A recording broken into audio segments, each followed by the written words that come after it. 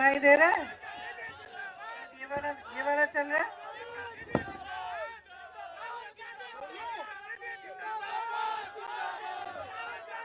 पहले बताओ सुनाई दे रहा है? एक ही रखूं? यही रख लेते हैं, ठीक है। इसको नीचे करो, वो चल नहीं रहा।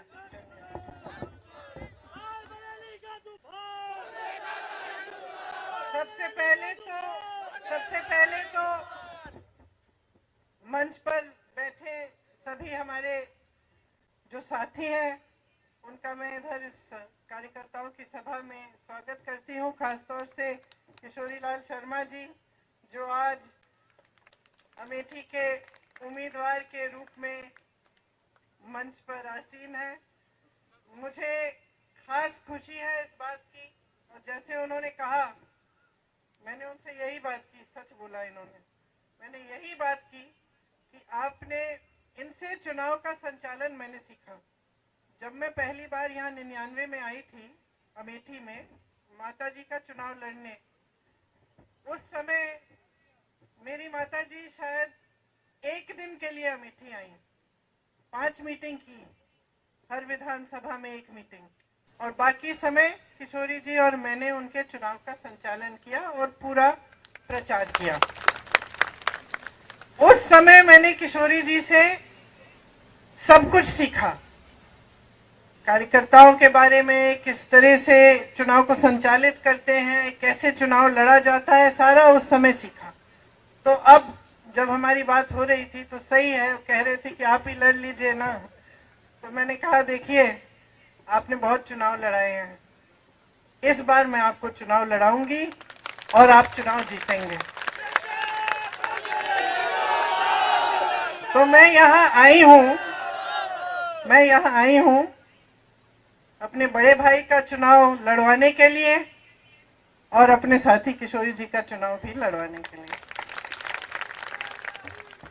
अब आप हमारे प्यारे कार्यकर्ता हैं, मेरी बहनें बैठी हैं, आपकी तो उम्र वही लग रही है जो 20 साल पहले लगती थी लक्ष्मी जी। सब पहचाने हुए चेहरे हैं, आप परिवार के सदस्य हैं। हम सब साथ अलग अलग परिस्थितियों में लड़े हैं, और अगर हम में एक खासियत है हम सब में, तो वो ये है कि हिम्मत है हम में लड़ने की। मैं आपके बारे में ये जानती हूँ क्योंकि हमने चुनाव के समय क्या क्या देखा, किस तरह की लड़ाइयाँ। मुझे याद है एक समय एक बूथ था जहाँ कोई खड़ा भी नहीं होना चाह रहा था पोलिंग बूथ में। उस समय किशोरी जी अपने कुछ साथी लाए थे कि आप खड़े हो जाओ यहाँ पे, बहुत खतरनाक सी ऐसी परिस्थितियाँ बनी हुई थी वहाँ। और मुझे याद है कि मुझे फ़ोन आया 4:30 बजे कि दीदी आप आ जाओ लेने के लिए, नहीं तो यहाँ पे तो पूरा होने वाला है। तो उस जमाने से लेकर जब बिल्कुल मुश्किल परिस्थितियों में हम एक साथ इकट्ठे होकर दिन रात हमने काम किया और हम लड़े, ये बात हमने साबित की कि यहाँ का जो कार्यकर्ता है, अमेठी का जो कार्यकर्ता है, मुश्किल से मुश्किल परिस्थितियों में खड़ा रहता है, दृढ़ रहता है, मजबूत रहता है और कभी हिम्मत नहीं हारता। क्यों? ये गहरी बात है, आपको गहराई से समझना पड़ेगा कि ये क्षेत्र क्या है और इसका इस देश में महत्व क्या है, इस देश के इतिहास में महत्व क्या है। किशोरी जी ने जिक्र किया किसान आंदोलन का। कौन सा किसान आंदोलन? जो मोतीलाल नेहरू जी और जवाहरलाल नेहरू जी के समय था, ब्रिटिश साम्राज्य के समय। पहली बार जब मोतीलाल नेहरू जी और जवाहरलाल नेहरू जी गिरफ्तार हुए तो यहीं रायबरेली में हुए। जब वो किसानों के आंदोलन में शामिल हुए तो ब्रिटिश साम्राज्य ने उनको गिरफ्तार किया। तब से लेकर आज तक जितनी भी लड़ाई हुई है चुनाव के समय रायबरेली में, वो हमेशा एक तरफ लोकतंत्र, एक तरफ सत्य, एक तरफ सच्चाई और दूसरी तरफ हमेशा किसी न किसी तरह का आतंक और एक ऐसी राजनीति जो जनता को सर्वोपरि नहीं रखती थी। और हमेशा इस लड़ाई में आप खड़े हुए हैं लोकतंत्र के लिए, आपने जिताया है सच्चाई को, सत्य को, और लोकतंत्र के जो मूल हैं, जो असूल हैं, उन्हीं को आपने जिताया है। कभी कभी आपको लगा कि आप नाराज हुए शायद, तब भी आपने सही रास्ता दिखाया। इंदिरा जी जब हारी रायबरेली से तो नाराज नहीं हुई आपसे, उस हार से वो सीखी, उस हार से उनके मन में ये भावना आई कि हाँ, जनता मुझसे नाराज है, मैंने कुछ गलत हो सकता है किया है, और फिर उस पर मंथन करके उन्होंने एक दूसरा रास्ता, अलग रास्ता पकड़ा और अगली बार चुनाव जीती। तो ये आपकी जो भूमिका रही है, रायबरेली की जनता की भूमिका, वो यही भूमिका रही है कि आपने इस देश के लोकतंत्र का प्रतीक यहाँ पे रायबरेली में पूरे देश को दिखाया है। तो आज हम कहाँ खड़े हैं? आज देश की परिस्थितियां जो हैं कई स्तरों पे उनसे अलग नहीं है जो उस समय ब्रिटिश साम्राज्य की ने परिस्थितियां बनाई थी। क्यों? क्योंकि आज देश का जो गरीब है, देश का जो किसान है, उसको एकदम नकारा जा रहा है। जितनी भी नीतियां 10 सालों में नरेंद्र मोदी जी की सरकार में बन रही हैं, वो किसी गरीब के बारे में सोचते हुए या उसकी समस्याओं को सुलझाने के लिए नहीं बन रही हैं, वो बड़े बड़े खरबपतियों के लिए बन रही हैं। और आज ये सच्चाई है कि देश का किसान पिस रहा है, मेहनत करता है, पसीना बहाता है, धरती को सींचता है अपने पसीने से, लेकिन उसकी मेहनत की कमाई उसके लिए पूरी नहीं हो रही है। आज आप जॉब करते हैं या कहीं पे आपकी नौकरी मजदूरी लग जाती है किसी गरीब की, तो जितना भी कोशिश करे, जितनी भी मेहनत करे, काफी कमा नहीं पा रहा है कि उसका जीवन सुविधापूर्ण और अच्छी तरह से बीते। चाहे बच्चों की शिक्षा हो, चाहे आगे जाके रोजगार ढूंढना हो, कुछ भी हो, आगे बड़ी बड़ी समस्याएं हैं और सब इन समस्याओं का सामना कर रहे हैं, लेकिन सरकार का कोई समर्थन नहीं आ रहा है। सरकार की नीति यह है कि लो 5 किलो का राशन ले लो और हम आपको बड़े बड़े इवेंट दिखाएंगे, हम आपको बताएंगे कि सब अर्थव्यवस्था कितनी मजबूत हो रही है, ये आपको बताएंगे। आपके जीवन में ये सच्चाई नहीं दिख रही है। जितने भी ऐसे संस्थान थे जो लोकतंत्र को मजबूत बनाते थे, उन सब को कमजोर किया हुआ है नरेंद्र मोदी जी की सरकार ने। चाहे आप मीडिया को लें, चाहे आप कोर्ट्स को लें, न्यायपालिकाओं को लें, सबको पूरी कोशिश रही है कि इनको कमजोर किया जाए। चाहे आप संसद को लें, ये पूरी कोशिश रही है कि संसद की मजबूती भी कम की जाए, क्योंकि इनकी ये नीति है और इनकी ये इच्छा है कि जनता के जो अधिकार हैं वो कमजोर रहे और इनकी जो सत्ता है वो बढ़ते जाए। ये एकदम हमारे लोकतंत्र के जो असूल हैं उसके विपरीत है। आज देश में जो हो रहा है उसको समझना बहुत जरूरी है। मैं जानती हूँ आप बहुत सक्षम कार्यकर्ता हैं कांग्रेस के, पूरी तरह से आप जानकार हैं, आप समझते हैं कि देश में क्या क्या हो रहा है, राजनीतिक तौर पे भी, सामाजिक तौर पे भी। आप देख रहे हैं कि नफरत फैलाई जा रही है, आतंक भी फैलाया जाता है इनके उम्मीदवारों से। आप यहाँ रायबरेली में आपने खुद देखा है कि चुनाव आता है तो डर भय फैलाया जाता है, और चुनाव के समय भी, अगर चुनाव के समय नहीं तो बाकी समय के लिए भी ये परिस्थितियां रहती हैं आपकी कि आपको दबाने की कोशिश होती है, आपका शोषण किया जाता है। तो ये वो राजनीति नहीं थी जिसकी नींव महात्मा गांधी जी ने डाली। महात्मा गांधी जी ने, पंडित जवाहरलाल नेहरू ने जो आंदोलन किया वो इसलिए किया था ताकि जनता के अधिकार मजबूत हो। शायद वो सोच भी नहीं सकते थे कि एक दिन एक ऐसी सरकार आएगी इस देश में जो उन्हीं को देशद्रोही कह के ये कहेगी कि अगर हमें 400 सीट दे दो हम संविधान को बदल डालेंगे। वो सोच भी नहीं सकते थे शायद कि ऐसी स्थिति देश में कभी आएगी कि देश के प्रधानमंत्री जो भाषा इस्तेमाल कर रहे हैं या जिस तरह की बातें कर रहे हैं चुनाव के समय, वो अपने पद का स्तर इतना गिरा देंगे कि अपने पद की गरिमा के बारे में सोचेंगे ही नहीं, कि अपने पद की अहमियत के बारे में का आदर भी नहीं करेंगे। और शायद वो ये सोच भी नहीं सकते थे कि एक ऐसा दिन आएगा जब हमारी जनता को कमजोर करने की कोशिश सरकार करेगी। हमारे देश की, हमारे धर्म की परंपरा रही है।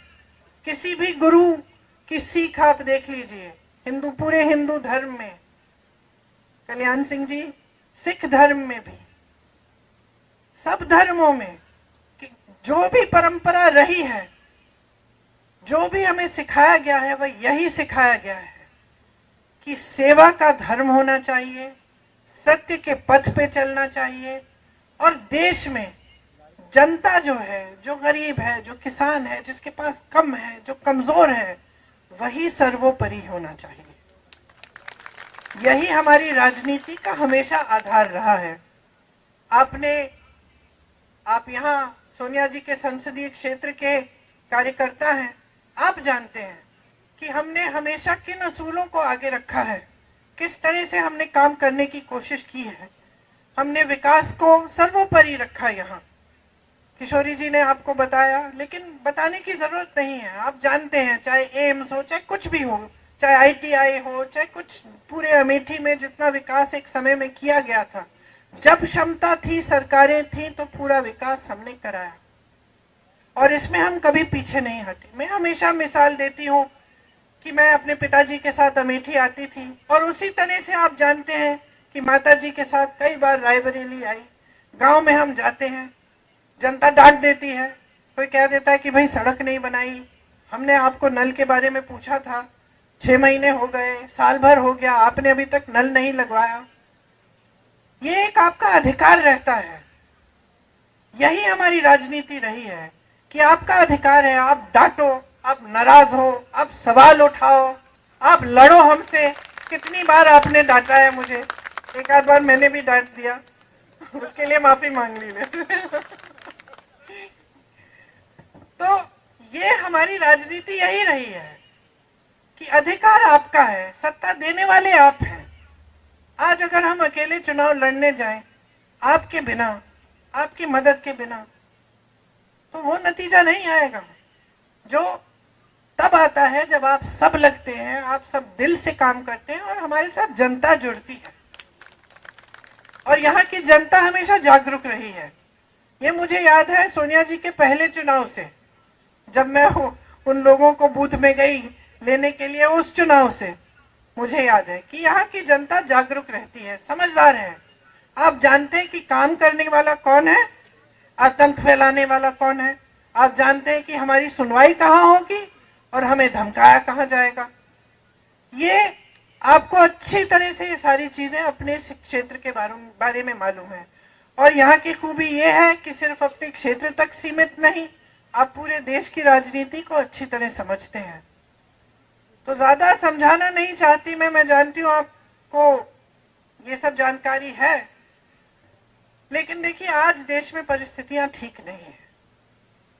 आज जनता की मांग है, महंगाई कम करो, रोजगार दिलवाओ, हमारा भविष्य मजबूत करो।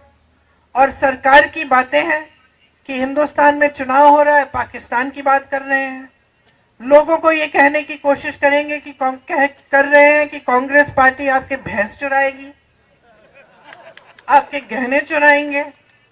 भय फैलाने वाली बात, जिसको आप अच्छी तरह समझते हैं, क्योंकि आपने बार बार अपने क्षेत्र में ये देखा है कि किस तरह से गांव गांव में जाके झूठ फैलाए जाते हैं, भय फैलाया जाता है, और ये कोशिश होती है कि जज्बातों के आधार पर, भय के आधार पर जनता वोट दे दे।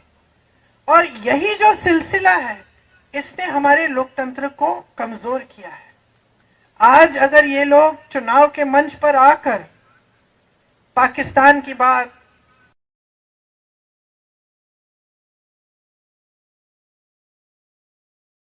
धर्म पर आंच आने वाली है, या आपको घबराने की जरूरत है, तो आप समझते हैं कि ये इसलिए कर रहे हैं क्योंकि इससे आपके जज्बात उभरेंगे और इनको वोट मिलेंगे। और एक बार इनको वोट मिल जाता है, इनको सत्ता मिल जाती है, तो आपने खुद अनुभव किया है कि 10 सालों में आपके लिए क्या नहीं किया, क्या किया है इन्होंने। जो जो प्रोजेक्ट ये दिखा रहे हैं अपने इश्तिहारों में, ज्यादातर वो प्रोजेक्ट कांग्रेस के जमाने में पास हुए, तब शुरू हुए, अब जाके बन रहे हैं। परिवारवाद की बात करते हैं, जितने भी लोग ये कहते थे कि परिवारवाद परिवारवाद, अब इनकी पार्टी में देखिए तमाम बेटे बेटियां चाची चाचियां सब इनकी पार्टी में इकट्ठे हो रहे हैं। फिर परिवारवाद की बात कहां गई? भ्रष्टाचार की बात करते हैं। सबसे बड़ा भ्रष्टाचार का तो स्कीम इन्होंने निकाला है, इलेक्टोरल बॉन्ड का स्कीम। इन्होंने तो इसको एक स्कीम बना दी, स्कीम बना दी कि जो भी चंदा देगा भाजपा को उसका नाम गुप्त रहेगा। जब नाम बाहर आए तो इनकी बदौलत बाहर नहीं आए। बाहर आए इसलिए क्योंकि सुप्रीम कोर्ट में केस लगा और न्यायाधीशों ने बोला कि बाहर निकालो लिस्ट, अब सूची देखिए। और ये सब बातें आपको समझानी चाहिए लोगों को, किस किस से चंदा लिया है। जिसने गुजरात में वो पुल बनाया, जो पुल गिर गया, जिसमें सैकड़ों लोगों की जिंदगी गई, उस पुल बनाने वाली कंपनी से चंदा लिया। वैक्सीन बनाने वाली कंपनी से 52 करोड़ रुपए चंदा लिया। जिसको धमकाया था, जिसपे छापे लगाए थे, उनसे चंदा लिया, छापे बंद। जिसपे केस लगाए थे, चंदा लिया, केस बंद या ठंडे बस्ते में। और इसका नतीजा क्या हुआ कि भाजपा दुनिया की सबसे अमीर पार्टी बन गई, दुनिया की सबसे अमीर पार्टी। वो आपकी भावनाएं कैसे समझ पाएंगे? आपने हमेशा जो काम किया है एक भी पैसा लेने के बिना किया है। आपको वेतन नहीं मिलता, आप कांग्रेस के कार्यकर्ता हो, आप जन सेवा करते हो, सेवा की भावना से करते हो। उन्होंने दुनिया भर का चंदा इकट्ठा करके अपनी पार्टी को दुनिया की सबसे अमीर पार्टी बना दी। और वो कहते हैं कि कांग्रेस पार्टी भ्रष्ट है, कांग्रेस के खाते बंद कर देते हैं चुनाव के समय, 2-2 सीएम को जेल में डाल देते हैं चुनाव के समय। ये सब क्यों कर रहे हैं? सिर्फ सत्ता में रहने के लिए। इनकी बड़े बड़े खरबपतियों के साथ सांठगांठ है। 16 लाख करोड़ रुपए उनको माफ किए हैं। जो हमारा किसान 10,000 रुपए के लिए, 50,000 रुपए के लिए आत्महत्या कर रहा है क्योंकि वो कर्ज चुका नहीं पा रहा है, अपनी बेटी की शादी करा नहीं पा रहा है, उसके लिए एक पैसा माफ नहीं। आज ये है परिस्थिति और सच्चाई इस सरकार की। आप टीवी चलाएंगे तो आपको ये सच्चाई नहीं दिखेगी। आप टीवी चलाएंगे तो आपको सब सुनहरा दिखेगा। आपको दिखेगा कि देश आगे बढ़ रहा है, G20 हो रहा है, राष्ट्रपति और प्रधानमंत्री अलग अलग दुनिया के अलग अलग देशों की प्रशंसा कर रहे हैं। आपको बताया जाता है कि मोदी जी इतने बड़े नेता बन गए हैं कि वो चुटकी भर में युद्ध रोक सकते हैं पूरी दुनिया में। बहुत बढ़िया, रोकिए, फिर युद्ध रोकिए, लेकिन उसके साथ साथ एक आध रोजगार भी तो दिलवा दीजिए देश में। इतनी सत्ता है, इतने बड़े नेता हो, 10 साल से तुम्हारी सरकार है, जो किया है उसके बारे में तो बताइए जनता को। लेकिन जनता का इस कदर निरादर हो रहा है आज हमारे देश में कि नेता समझ गए हैं कि उनको जनता को कोई के प्रति कोई जवाबदेही नहीं है, उनकी जवाब देने की जरूरत ही नहीं है। एक बात मेरे मन में बैठ गई, जब मैं यहाँ 22 में चुनाव के लिए काम कर रही थी, बघेल जी आए थे और मैंने कहा था उनके लिए हमने आयोजित किया था एक प्रोग्राम जिसमें वो बिजनेस के लोगों से वो उनकी बातचीत हो रही थी। तो उसके बाद जब बघेल जी आया और मैंने पूछा कि भाई कि कैसा रहा प्रोग्राम, तो बताने लग गए कि दीदी यहाँ एक बड़ी अजीब परिस्थिति है। मैंने कहा क्या? कहते सवाल नहीं पूछते, ज्यादा थोड़े डरे हुए हैं लोग। तो मैंने कहा आपको क्या लगता है क्यों? तो कहते हैं दबाव रहता होगा, सरकार का दबाव रहता होगा। फिर उन्होंने एक बात कही कहा है कि दीदी हमारे छत्तीसगढ़ में तो एकदम अलग है।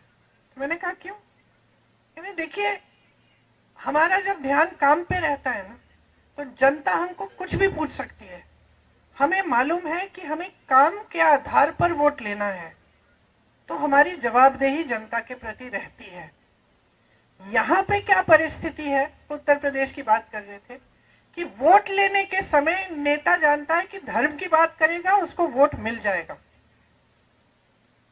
तो एक तरह से उसने अपनी जवाबदेही खत्म कर दी है, क्योंकि अब वो जान गया है कि चुनाव के समय मैं जज्बातों की बात कर दूंगा, मैं धर्म की बात उठा दूंगा, वोट तो मुझे मिलने ही मिलने हैं, तो फिर मैं काम क्यों करूं?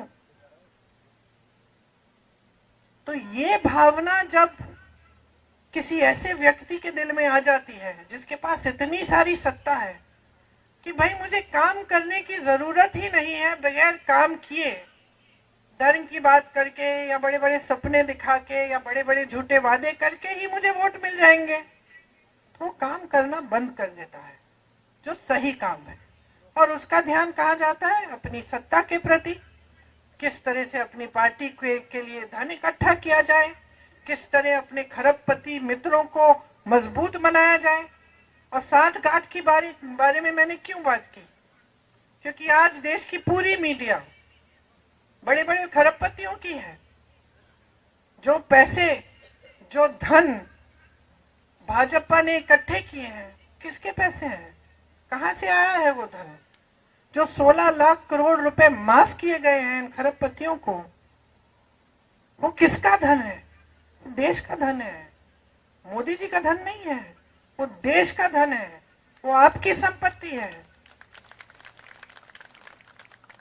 तो ये सारी बातें आज हमें समझनी पड़ेंगी, क्योंकि अगर हम इन बातों को ठीक से नहीं समझेंगे तो हम बाकी लोगों को कैसे समझाएंगे कि कितनी भीषण परिस्थितियां हैं आज देश में, और हमारा पूरा जो लोकतंत्र है वो खतरे में है। हम बार बार बोलते हैं मंच पे, लोकतंत्र खतरे में है, लोकतंत्र खतरे में है। इसका मतलब क्या है? जो गांव में रहता है, जो किसान है, जो गरीब है, उससे क्या मतलब है इस लोकतंत्र का?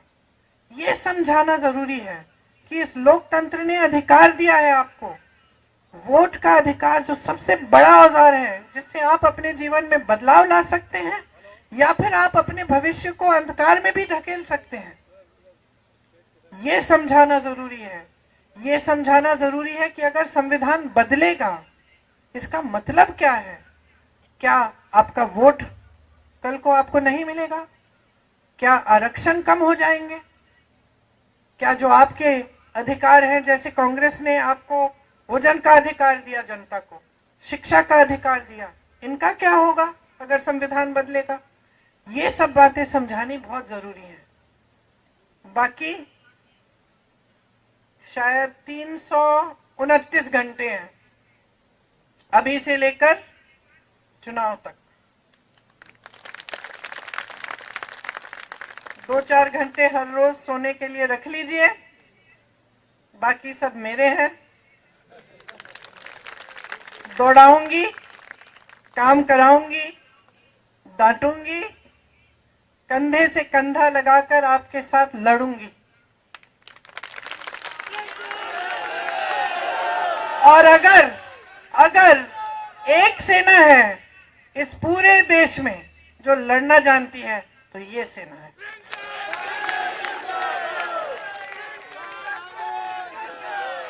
अगर किसी के दिल में भय है तो अभी पीछे हट जाए, इसके बाद में मैं पीछे नहीं हटने दूंगी। हमें लड़ना है, एक साथ लड़ना है, और दोनों अमेठी और रायबरेली में चुनाव जिताना है।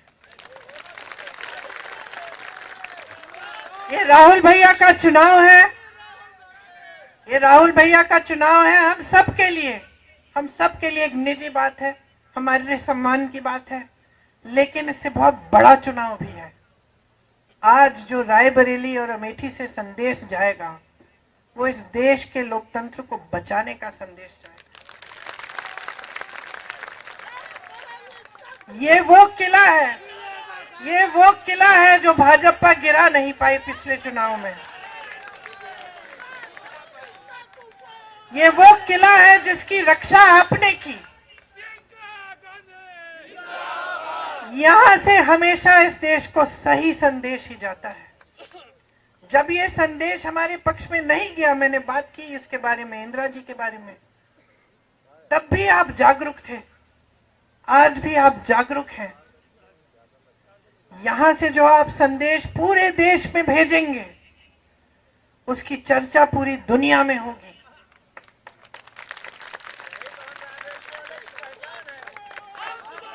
तो आपकी लड़ाई आज सिर्फ राहुल गांधी जी के लिए नहीं है।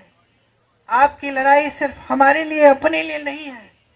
आपकी लड़ाई अपने गांव के हर एक व्यक्ति के लिए है, अपने शहरों के लिए है, अपने प्रदेश के लिए है और अपने देश के लिए है।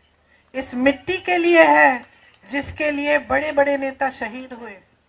आज परिस्थितियां ये है कि इंदिरा गांधी जैसी शहीद महान महिला को ये लोग देशद्रोही कह रहे हैं।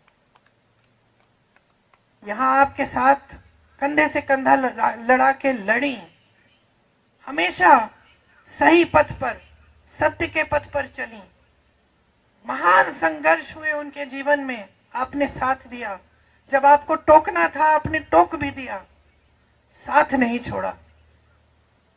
ना उन्होंने आपका साथ छोड़ा, ना आपने उनका साथ छोड़ा।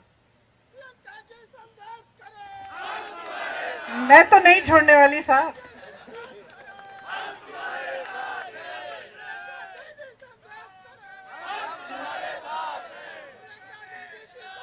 मुझे तो आप बहुत दिनों से जानते हो। अब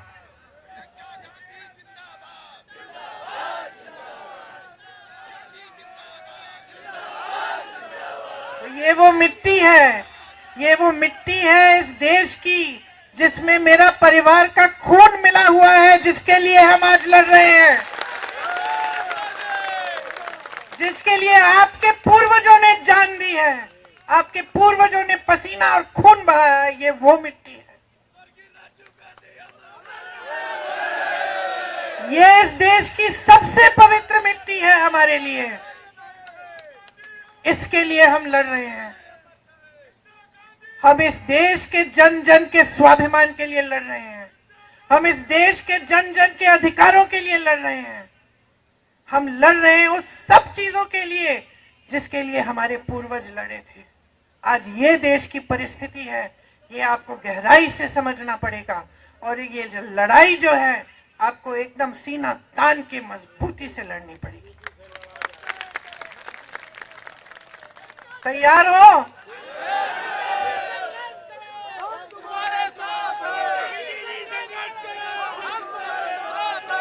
तो अब मैं यहां से हिलने नहीं वाली हूं जब तक 18 तारीख को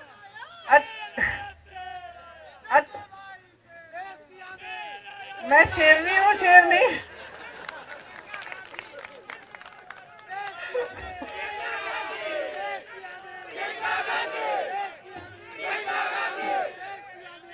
देखिए, 18 तारीख को 5 बजे चुनाव आयोग मुझे कहेंगे कि आप चली जाओ। तब तक मैं यहाँ से हिलने नहीं वाली हूँ। हम दिन रात काम करेंगे। हम पूरे दिन भ्रमण करेंगे पूरे संसदीय क्षेत्र के और अमेठी के। रात को हम पूरी आपके कार्यकर्ताओं की मीटिंग रखेंगे। जो भी समस्याएं हैं, जो भी आपकी ज़रूरतें हैं, किस तरह से क्या करना है, आप आके मुझे बताइए। दरवाजे खुले हैं पूरी दिन, पूरी रात। मैं आपके लिए समर्पित हूं और मैं जानती हूं कि आप सब इस देश के लिए समर्पित हैं। धन्यवाद, धन्यवाद। एक बार जोर से राहुल गांधी, राहुल गांधी, राहुल गांधी, जय हिंद। शहर कांग्रेस अध्यक्ष से कहूंगा कि हमें